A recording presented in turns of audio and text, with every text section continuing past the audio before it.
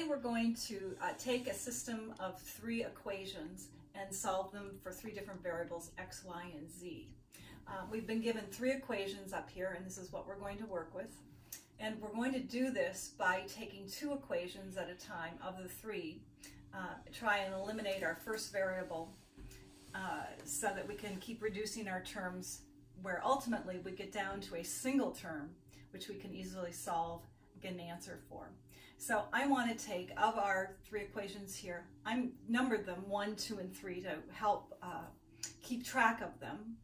I'm going to take equation 2 and equation 3, and as you can see in them, we've got a minus z at the end and a plus z at the end. And that will easily allow us, when we add them together, to get rid of the z and have an equation which is just x and y. So I've taken equation number 2, equation number 3, brought them down here, then added them together and gotten minus 6 equals minus 9x plus 8y. And I'm now going to call this equation number 4. Then I'm going to do the same thing again with the 3 equations up here. This time I'm going to take equation 1 and equation 2, bring them down here. But as you can see, I don't really have anything that comes out easily. So I want to take my one of my equations. I'm going to multiply it by 2. So I'm going to multiply equation number 2 by 2, so then I can get rid of a plus 2z minus 2z, and I'll have a resulting equation that doesn't have a z in it, and that's equation 5. 51 equals minus 15x minus 7y is equation 5.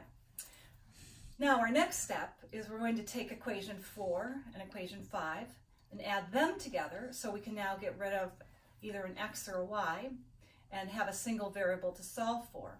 So I'm going to take equation 4 and equation 5, but I have to find a common coefficient to work with. So we're going to multiply equation 4 up here by 5, and we're going to multiply equation 5 times negative 3. And what will happen is we've got a negative 45x and a positive 45x, which will cancel each other out when we add them together. And I'll get a resulting equation of a negative 183 equals 61y. And we can finally solve for one of our variables, which is y equals minus 3. Okay, so I'm now going to show you a little more work here, because we're going to now start substituting back in.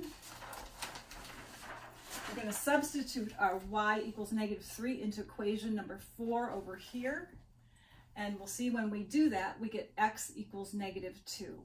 So we now have 2 variables, x and y. Finally, we're going to substitute our x minus 2, which we've gotten, and our y equals minus 3 into equation 3. Equation 3, up here. It seems to be one of the easiest ones to work with. And we'll find that z equals negative 2. I have x, y, and z. And then I go back and I plug them all into equation 1, 2, and 3 to see that they work, and they do, so we've got correct answers.